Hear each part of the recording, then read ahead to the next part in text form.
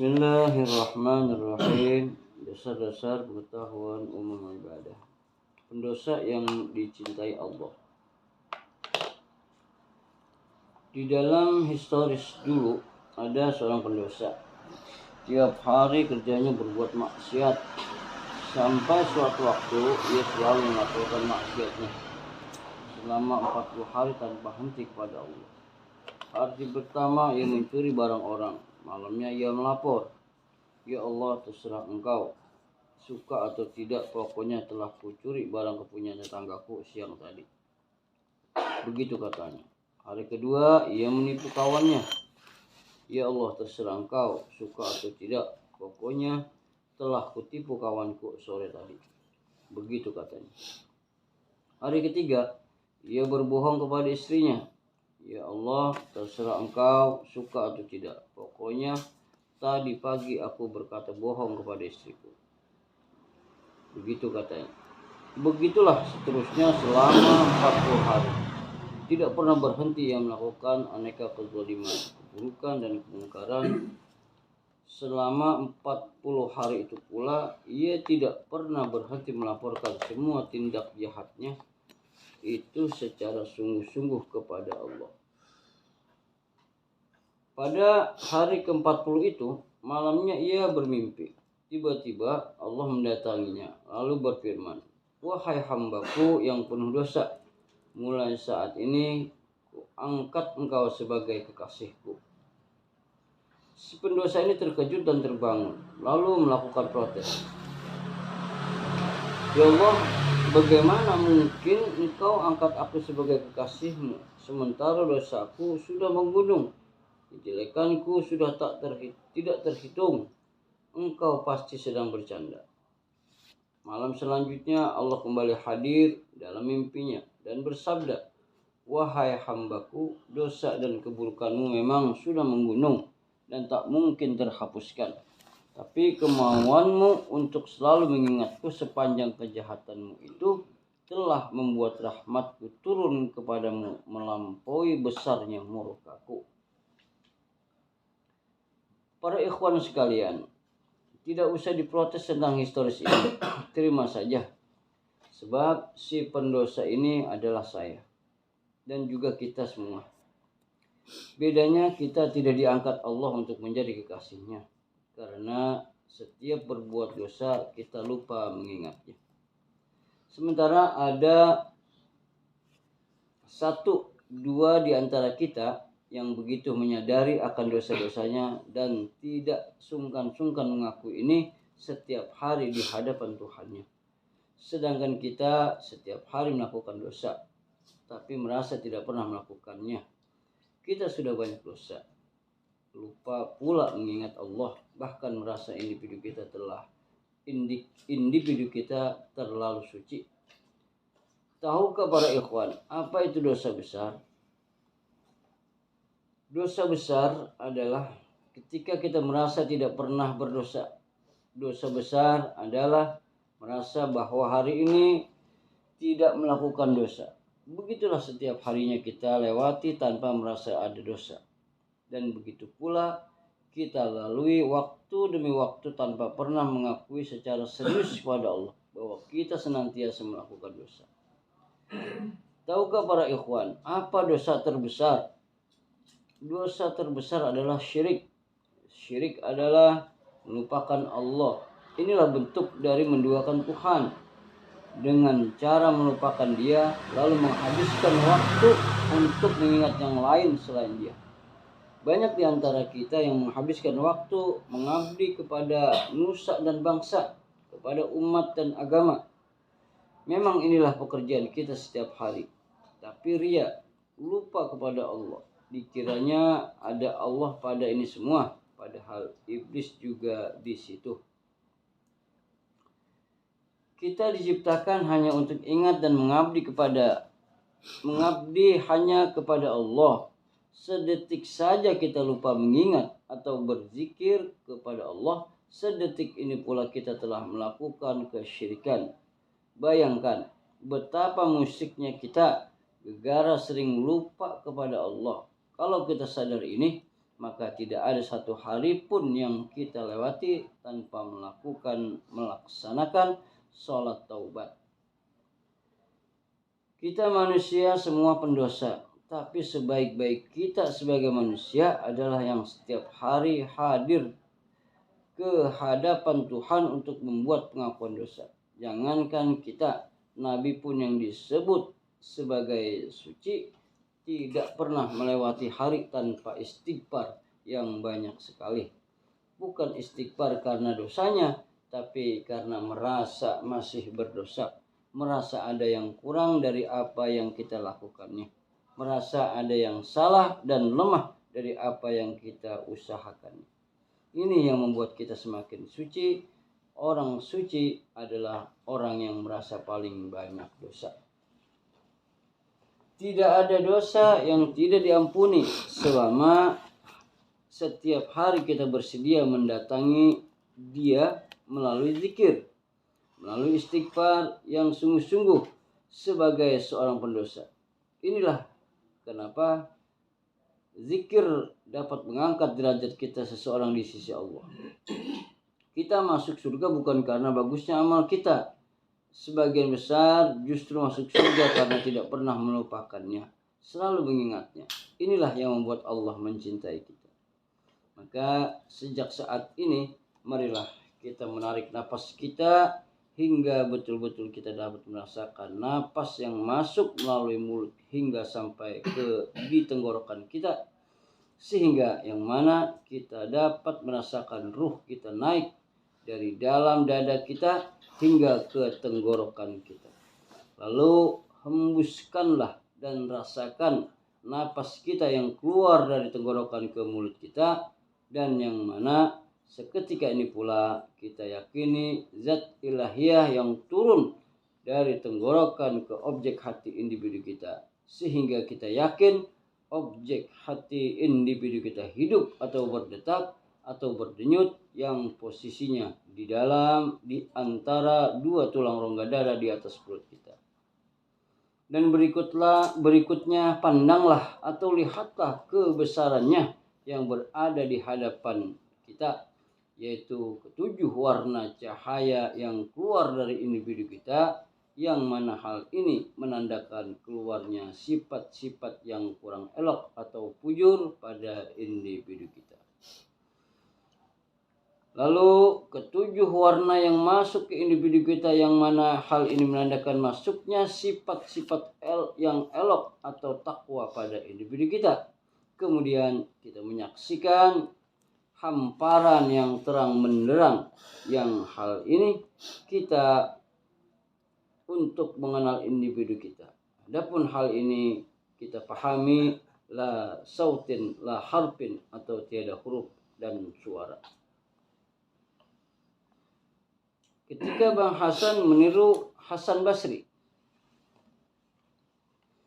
sekedar perlu kita ketahui, Hasan al-Basri lahir tahun 642 sampai 728 Masehi. Lahir di Madinah, digelar Al-Basri karena besar dan meninggal di Basrah, Irak. Beliau seorang ahli irfan yang ikut meneruskan transmisi ruhani dalam banyak cabang sufi. Sebagai tabi'in, yaitu generasi pasca sahabat, ia sempat berguru secara langsung, termasuk di kakinya Imam Ali, salam atasnya. Bahkan saat kecil pernah disusui Ummu Salamah, salah satu istri Nabi yang panjang usia. Kealimannya sangat terkenal, pun ahli ibadah, wara' dan zuhud. Wataknya juga kritis, suka menyeru kepada kebenaran, menentang kekuasaan yang tidak memiliki sensitivitas sosial. Ia hidup di awal dinasti Umayyah. Historis keberadaan Abdal dalam tradisi Sunni, yaitu 40 wali yang senantiasa menjaga bumi, dipercaya berasal darinya. Ia disebut-sebut sebagai salah satu dari ini pada eranya. Banyak keunikan terjadi pada sosok ini. Awalnya ia seorang pedagang. bahkan berjualan jauh sampai ke wilayah Romawi. Pernah suatu era ia menghabiskan hari-harinya di Basrah dengan aktivitas komersial, tapi rugi terus. Makin keras ia berjualan, makin rugi. Semua ilmu bisnis sudah ia tuangkan, tetap rugi. Terkesan sekali Allah tidak senang ia mengurusi usahanya sampai kemudian ia merubah pola bisnis. Buka toko hanya sesaat saja. Selebihnya sepanjang hari ia larut dalam pelaksanaan sholat dan zikirnya. Ajaib, rezekinya berlimpah-limpah. Dari kejadian seperti ini, ayat At-Talaq, ayat surah ke-65, ayat 2 dan 3 mulai bisa kita pahami. Wa may yattaqillaha yaj'al lahu makhraja wa yarzuqhu min haitsu la yahtasib. Wa may yatawakkal 'alallahi fa huwa hasbuh. Innallaha balighu amrihi qad ja'alallahu likulli syai'in qadra. Barang siapa bertakwa kepada Allah, niscaya dia akan membuahkan jalan keluar baginya dan dia memberi rezeki dari arah yang tidak disangka-sangkanya. Dan barang siapa bertawakal kepada Allah, niscaya Allah akan mencukupkan keperluannya. Sesungguhnya Allah melaksanakan urusannya. Sungguh Allah telah mengadakan ketentuan bagi setiap sesuatu. Ada orang-orang yang sudah dijamin dan disantuni oleh Allah karena ketakwaannya. Meminjam istilah Robert Kiyosaki, kelompok ini sudah berada pada kuadran investor. Tidak lagi bekerja dan menghabiskan waktu untuk mencari uang, tapi uang sudah bekerja untuknya. Dalam bahasa Sufi, makam orang-orang seperti ini bukan lagi di dunia atau uang, tapi sudah bersama pemilik dunia. Manusia-manusia seperti ini sudah diperhatikan, dikasihi dan disayang oleh Allah. Usahanya terlihat kurang, tapi uang masuknya berlebihan. Kerjaannya hanya mendampingi Allah sehingga fee dari sisinya masuk terus. Mirip-mirip dengan koruptor. Tidak jelas pekerjaan, tapi kaya terus. Tapi itu halal. Sufi sejati seperti ini, inilah juhud. Santai, pensiun dini, tapi menghasilkan. Nabi Muhammad SAW sampelnya, sejak diangkat jadi nabi, rizkinya sudah terjaga. Selalu ada hak Allah dan Rasulnya dalam setiap transaksi manusia. Hukum syariahnya begitu. Namun, untuk menjadi seorang yang dekat dengan Tuhan, aduhai beratnya. Berapa puluh tahun ia harus menginvestasikan zikir dan hubungan yang baik dengan Allah. Begitu juga Hasan Basri dan juga sufi agung lainnya. Mereka menjadi cerminan jiwa Rasulullah. Sangat bertakwa, spiritualnya kuat, mujahadahnya tinggi, sehingga rezekinya berlimpah. Masuk dari semua arah, tidak terduga. 1000 tahun kemudian muncullah Bang Hasan, kawan kita yang meniru Hasan Basri. Lengkap dengan jubah dan jenggot panjang ala sufi. Ia pergi khuruj berhari-hari, sementara anak istrinya kelaparan. Karena tidak ia tinggalkan bisnis yang mapan serta uang yang mencukupi, ia berharap dan percaya Allah akan menyantuni individunya beserta sanak famili. No way. Ada yang mengira dengan menjadi sufi kita bakal bahagia begitu saja, tidak perlu lagi kerja dan memikirkan harta. Ya, jika level takwa kita sudah mampu menarik segala sesuatu yang ada di alam semesta. Selama ini belum kita miliki, ya kerja keraslah, berusaha mati-matianlah, tetap belajarlah sampai terus memperbaiki level energi takwa kita. Kalau sudah benar-benar dekat dengan Allah, pasti Allah sendiri yang akan menentukan apa yang terbaik bagi kita. Dia sendiri yang akan bangkrutkan usaha-usaha kita jika perlu, guna dibuat kita kaya raya dengan cara menemaninya. Tapi kalau belum sampai level itu janganlah berlaga jadi Hasan Basri. Bisa lapar kita nanti, berdaganglah sambil terus memperbaiki zikir kita. Kata pembimbing Majlis Mudzakarah, ada kalanya kita berbakat di bisnis dan dibiarkan terus kaya dengan ini. Bisa jadi bakat kita adalah menjadi asisten Tuhan atau wali Allah yang tugasnya mengurusi jiwa kita sebagai manusia, dan kita akan dilimpahi karunia dengan pekerjaan ini. Masing-masing ada jalannya.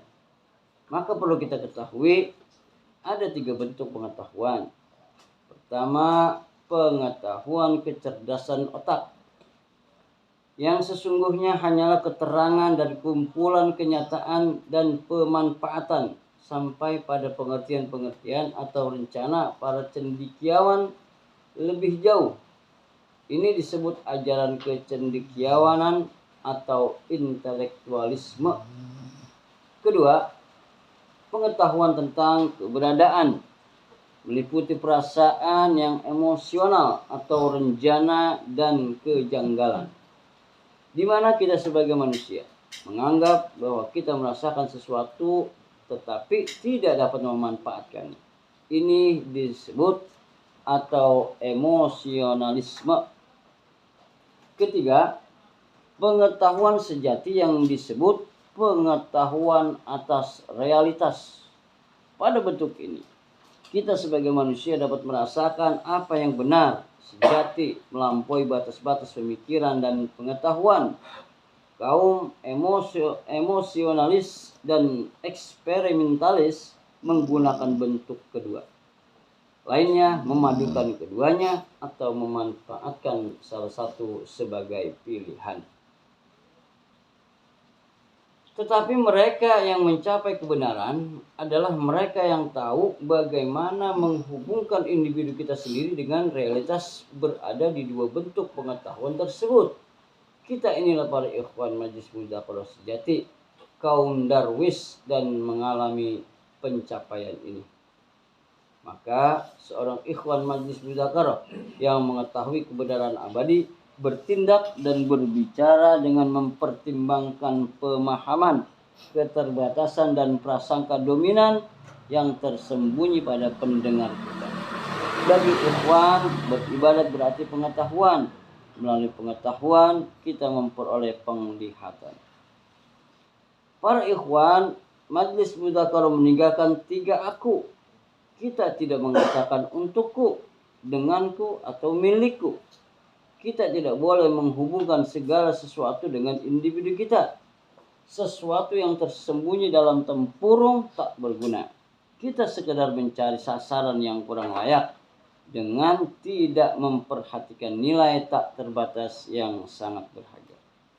Maka kemampuan menafsir adalah bahwa kita seseorang dapat dengan mudah membaca sesuatu yang dikatakan oleh orang bijak dalam 2 cara yang amat berlainan. Pembimbing Majlis Mudzakarah mengatakan, siapapun kita yang menyimpang dari peraturan sufi tidak akan memperoleh sesuatu yang bermanfaat. Kendati kita mempunyai nama baik di mata masyarakat yang menggema hingga ke Firdaus. Allahumma shalli ala Muhammad wa ala ali Muhammad. Assalamualaikum warahmatullahi wabarakatuh.